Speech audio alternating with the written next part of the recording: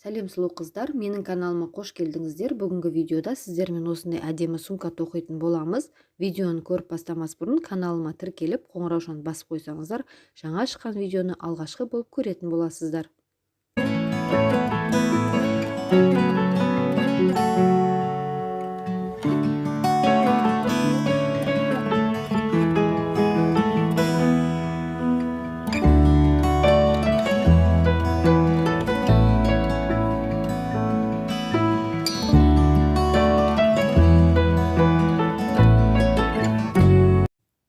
Сумкамызды бір-біріне жалғап бастамас бұрын осы қиылған кішкене жіптерді біз тоқыманың арасына жасырып алу керекпіз.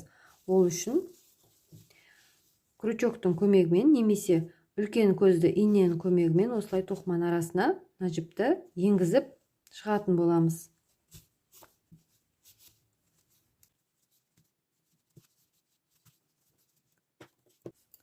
Біраз жерге де жасырдым. Енді артығын қиып қойсақ болады. Бізде міне ең соңғы петлямыз мынау. Ал мына жерде міне мына жерге ең бірінші петлясына енгізетін боламыз крючогымызды. Оны енгізгенде алдымен осы петляға, мынау қысқа бөлігімізге және мынау сумкамыздың алдыңғы жанына осылай енгіземіз. Сонда біздің петляларымызды қарап отырсаңыздар, әр қайсысында міне үлкен мынау бөлікте бір қысқа, бір ұзын, бір қысқа, бір ұзын осылай қатарларымыз 16 бізде саналғанда. Ал мына жақтан міне екінші мынау бөлігімізде бір әр шеткі петлялардың мінекей осы петлялардың әр қайсысына 16-сына осылай крючоктың көмегімен жалғап шығатын боламыз. Ең алғашқысына бойлары бірдей болу керек. Былай қарағанда бір қатардың бойында тұрады екі бөлігімізде. Сондықтан крючокты осылай енгізіп алып, жұмыс жібін іліп алып шығамын крючоктан.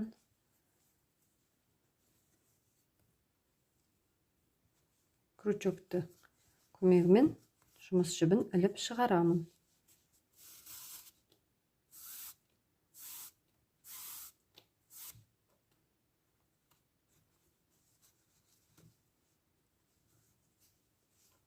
Бірінші, міне біздің екі бөлігіміз жалғанды, әрі бір деңгейде болды екеуі. Осылайша қарап туралап аласыздар.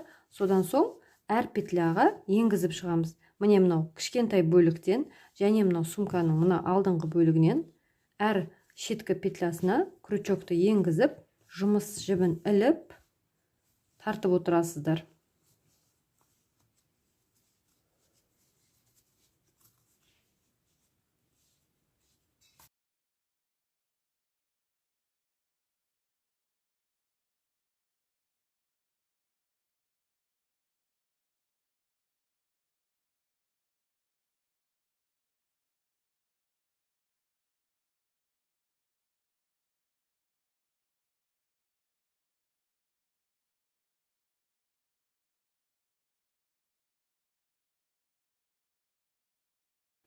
Міне мынау бөлігіміз кішкентай петлясы және мына жақтан ең шеткі петлясы. Осы екеуін іліп, жұмыс жібін тартып шығарамыз.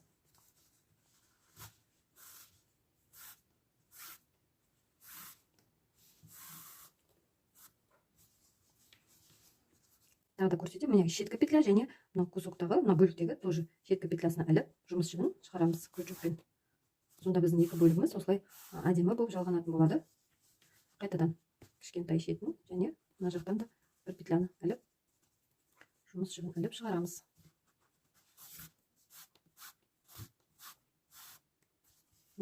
Осылай бір кезгі мынау қатардың соңына дейін, яғни осы жерде 16-шы петлямыз жалғанатын болады. Мен бір жанын міне біріктіріп алдым, екеуін тігіп крючоктың көмегімен. Енді астыңғы төменгі жағын, яғни осылай біріктіріп шығамын. Бұл жерде бізде 23 воздушный петля болған және 23 қатар бар. Осы 23-ші қатар міне ең соңы мына жерге келіп түйісетін болады. Оған дейін осының бәрін дәл мына жанды қалай біріктірдік, солайша біріктіріп шығатын боламын. Бұл үшін крючогымызды осы жерден енгіземін. Міне шеткі жағынан Содан соң мына жақтан міне 2 петляның сразу астынан өткіземін. Өрілгеннің. Көрдіңіздер ғой? Содан крючогымды іліп, жұмыс шібін тартып шығаратын боламын.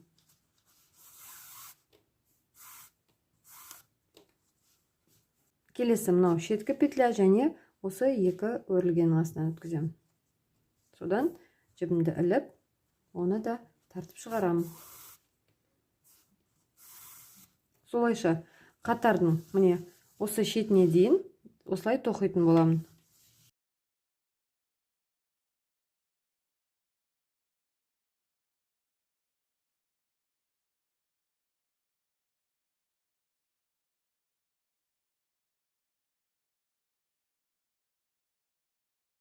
Жиырма үш петляны біріктіріп шықтым. Екінші бұрышында дайын қылдым. Енді мынау жаны 16 петля, осыны тоқсақ, бұл беті жабылады.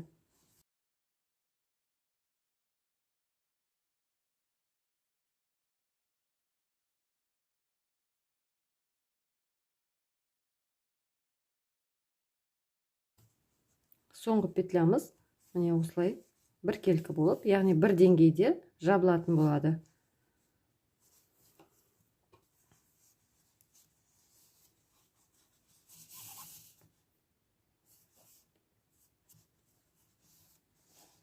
Бір деңгейде жабылды.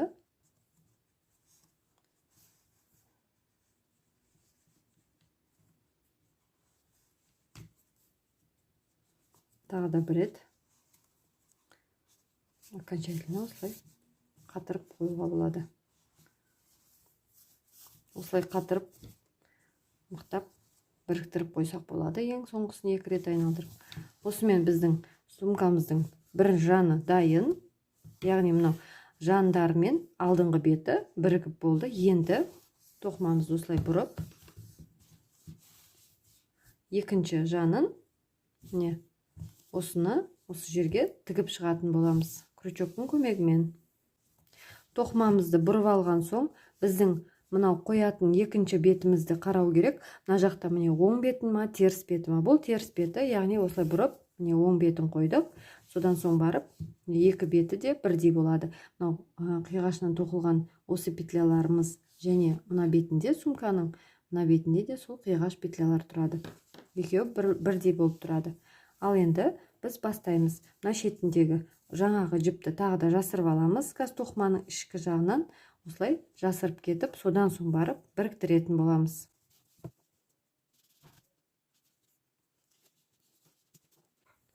Міне шеткі ұзын жібі біз алып қалған жаңағы 1,5 метрден асық бұл жерде. Соменен шеткі жағы мынау, міне петлямыздың. Мынау бір шет, міне бірінші петля, осыдан мынаған жалғағанда екеуі бір деңгейде болу керек. Міне осылай бір деңгейде аламыз. Жұмыс жібін іліп, екеуінен де шығарамыз. Соңғы 16-шы петляға келдім. Маркерді ала берсек болады. Осы жерден міне соңғы петляға жалғайтын боламын.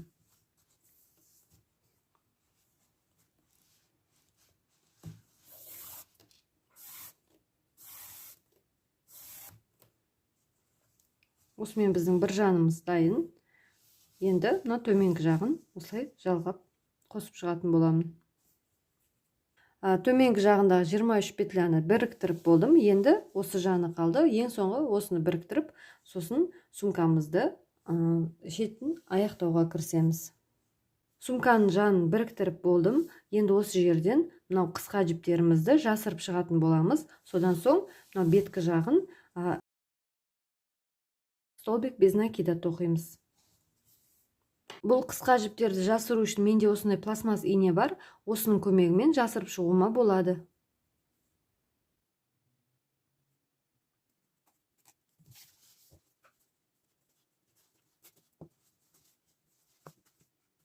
Осылай кез келген жерінен жіптердің арасынан осылай жасырсақ, білінбей тоқымамыз, яғни сөгілмей тұрады да.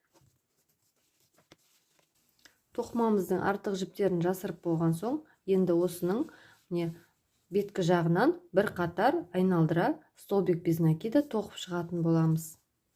Ол үшін қазір жібімізді алдымен созып аламыз, жұмыс жібін. Не осылай созып алып, енді бір шетінен бастап тоқитын боламыз.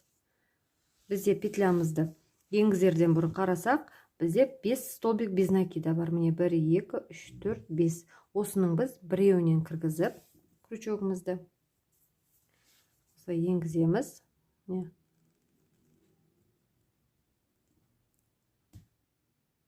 Крючокты енгізіп, жұмыс жібін іліп ап шығамыз.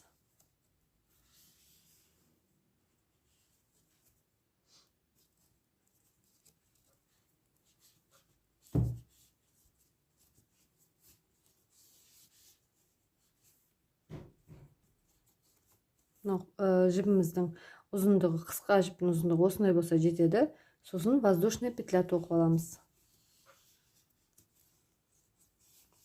Ары қарай столбик без накиданы айналдыра әр петляға тоқып шығатын боламыз. Жанындағы міне петляға столбик без накида тоқимыз, ал мынау қысқа жіпті жасырып кетеміз.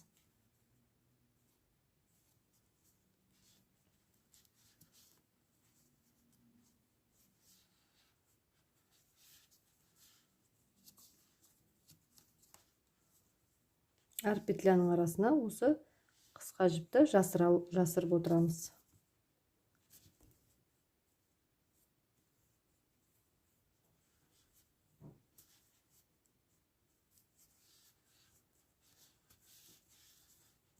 Біз тоқыманың бұрышына жеткенде, осы бұрышқа да міндетті түрде бір столбик без накида тоқу керекпіз.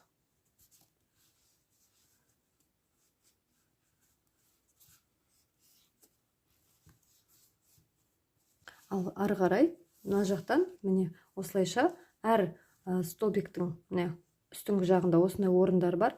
Осыларға бір столбик без накидадан тоқып шығамыз.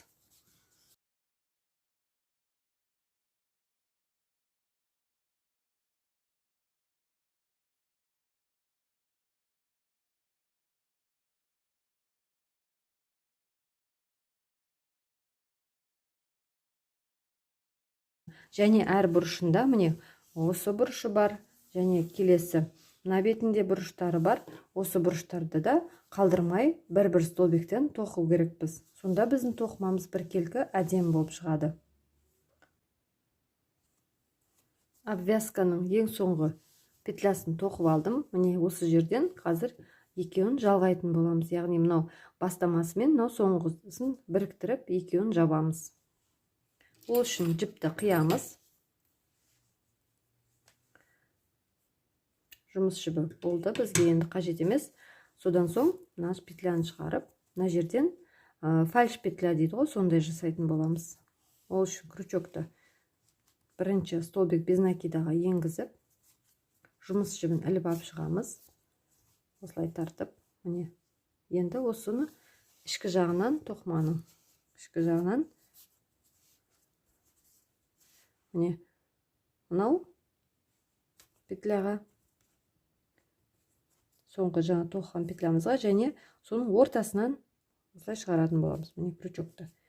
Соменен крючоктыға жұмыс жібін іліп, екеуінен де шығарып, тоқыманы осылай тартамыз. Сонда бізде мына жақта міне бір петля пайда болды.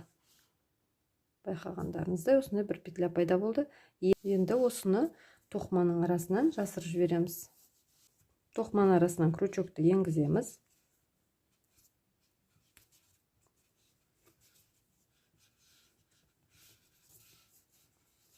Жұмыс жібін іліп, тартып шығарамыз.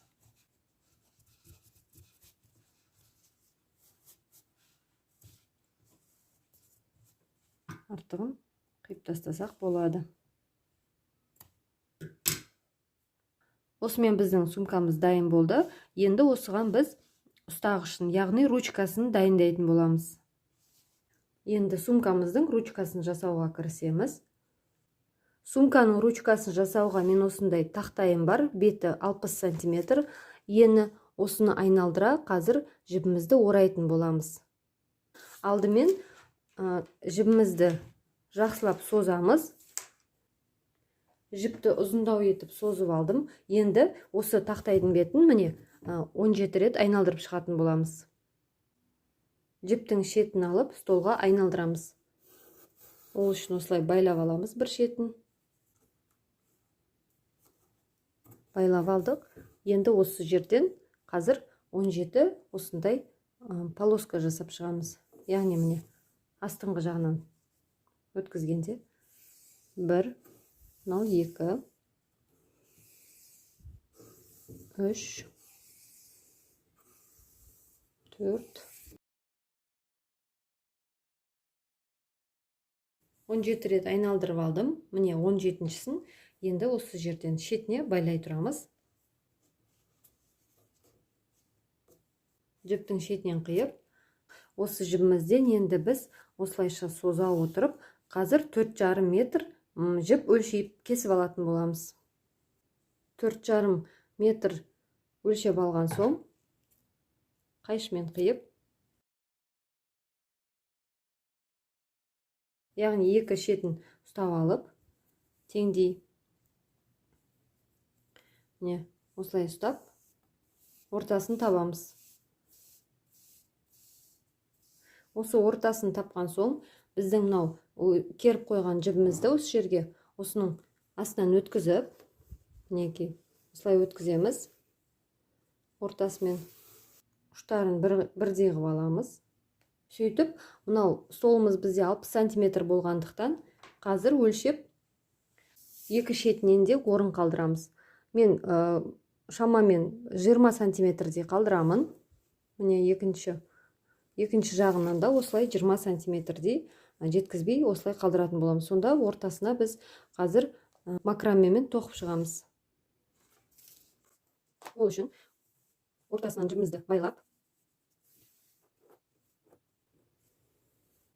осы байлап алған жерден біз макрамені тоқитын боламыз. Ол үшін бізде екі бөлінген жібіміздің міне бір жағынан осылай жіптің үстіңгі жағымен, мынау баудың ручканың үстіңгі жағымен өткіземіз. Екінші жіпті қолымызға алып, оны осы өткізген мынау үстінен орналасқан жіптің енді астыңғы жағынан және мынау ручканың астыңғы жағынан өткізе отырып, мынау петлядан шығарамыз. Міне. Осылай енді мына жіпті тартсақ, ол осы бетке өтеді. Ал оң жақтағы жібіміз сол жаққа, сол жақтағы жібіміз оң жаққа өтті.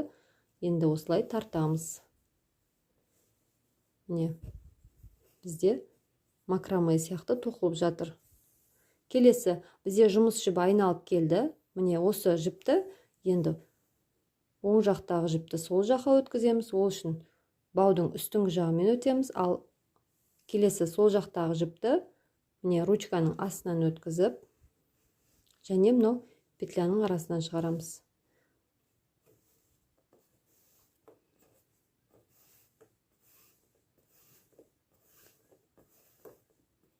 Осылай болады. Енді тартамыз. Келесі сол жақтағы жіпті үстіңгі жағынан жібереміз, оң жақтағы жіпті астыңғы жағынан жібереміз, және мынау петлясынан алып шығамыз.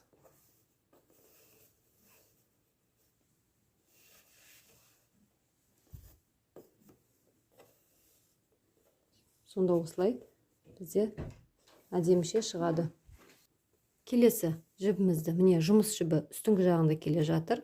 Осыны үстіңгі жағынан қойып, ал сол жақтағы жіпті мынау ручканың астынан және де мынау петлядан шығарамыз осы жақтан. Міне осылай. Осы екеуін тартамыз. Сонда бізде тағы да макраме тоқылғандай болады. Міне осы жерге сөйтіп тартамыз. Қайтадан енді сол жақтағы жіпті оң жаққа жібереміз.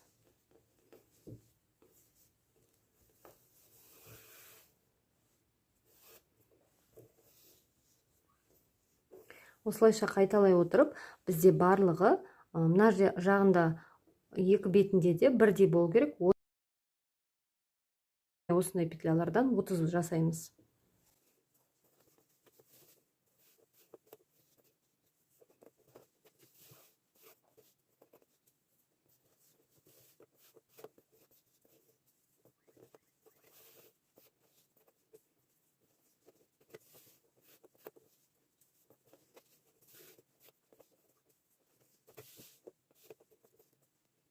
Соңғы петляны жасап болдым. Екі бетінде де санағанда 30 петлядан болады. Яғни мынандай 30 жанында жіптері бар. Осыменен біздің бауымыз дайын болады. Енді осы жіпті арасына қазір жасырып жібереміз.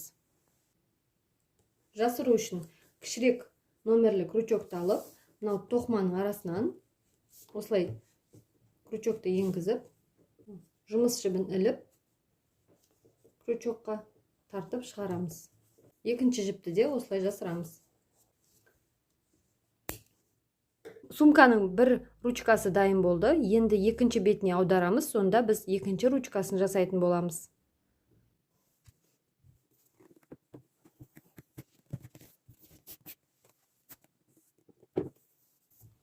Міне столдың екінші беті осындаймен де.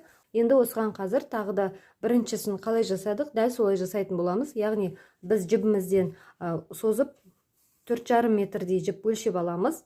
Сосын барып, тағы да макраме ретінде қолданатын боламыз. Столдың бір шетінен 15-20 сантиметрдей қалдырып, міне осы жерлерден бастап қазір бауын жасайтын боламыз.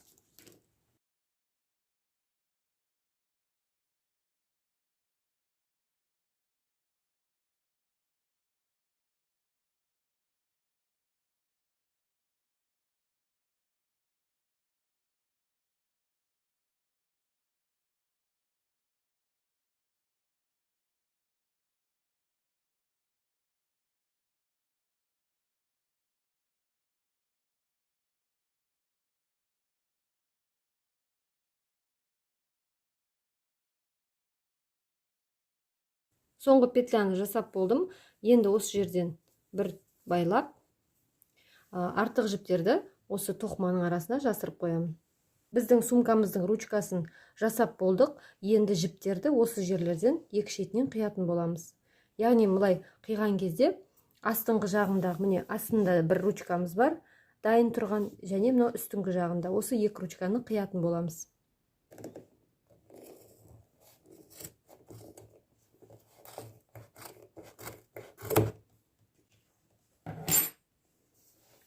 Бізде үстіңгі жағында және астыңғы жағында осындай ручка дайын болады.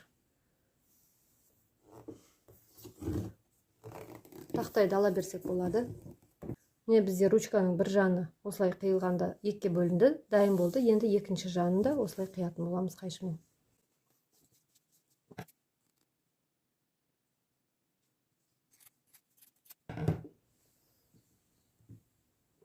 Енді біздің жасайтын жұмысымыз осы сумкамызға мына ручкаларды орналастырып шығамыз.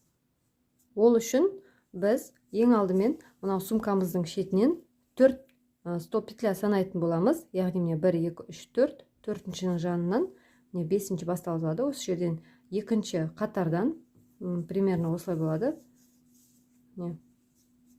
Осылай орналасу үшін біз қазір мынау 4-ші петлямызды санап, 5-шісіне крючогымызды ішкі жағынан, сумканың ішкі жағынан енгізіп аламыз. Содан мынау осындай шашақ жіптердің кез келгенінен біреуін іліп алып шығатын боламыз.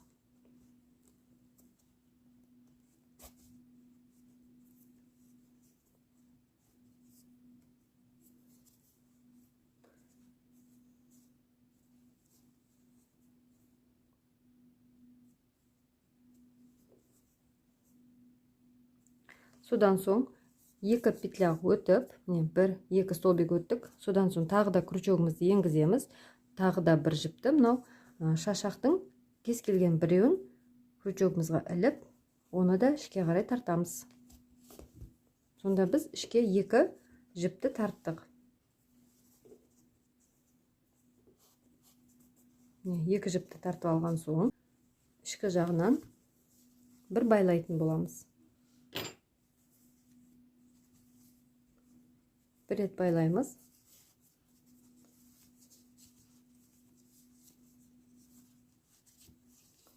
Сосын мынау осы шашақтардың мынандай орналасқан осындай кішкентай осы жерден крючогымызды енгіземіз.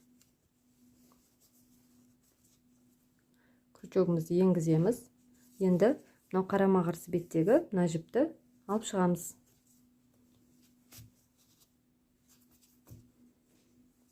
Екінші жіпті де шашақтың мына бетінен де енгізіп крючогымызды. Содан соң ішіндегі тұрған мына жіпті іліп, оны да сыртқа шығарамыз.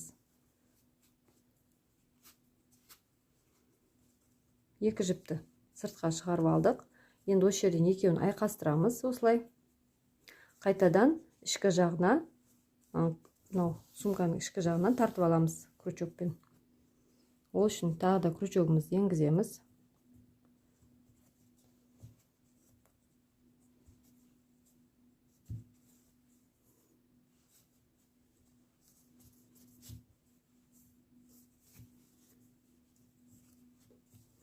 Екінші жағынан да дәл солай енгізіп, мынандай ілмектер бар. Осылардан шығарамыз бірінші крючогымызды. Қарама-қарсы бетінен осылай тартып аламыз. Солай бізде сумкамыздың ручкасы мықтап бекіп тұрады. Енді ол ешқандай алынып немесе босап қалмау үшін біз ішкі жағынан байлаймыз. Және осы артық жіпті тоқманың арасына жасырып шығатын боламыз. Осылай біздің бірінші ручкамыздың бір жаны қойылып болды. Енді екінші жанын дәл солай қайталап қойып шығамыз. Осымен біздің сумкамыздың ручкалары толығымен орнатылып болды. Енді шашақтарын бір деңгейде қайшымен қиып, әртүрлі болып тұр. Осыларды түзулеп, қайшымен қырқып алатын боламыз.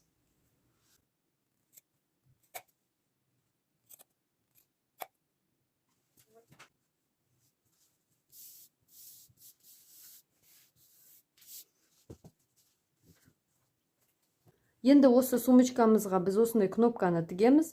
Ішкі жағынан және екі карабинді екі жағына қойып, шынжырын іліп қоятын боламыз. Өздеріңіздің қалауларыңызша астар тіксеңіздер болады. Оны келесі видеода көрсететін боламын.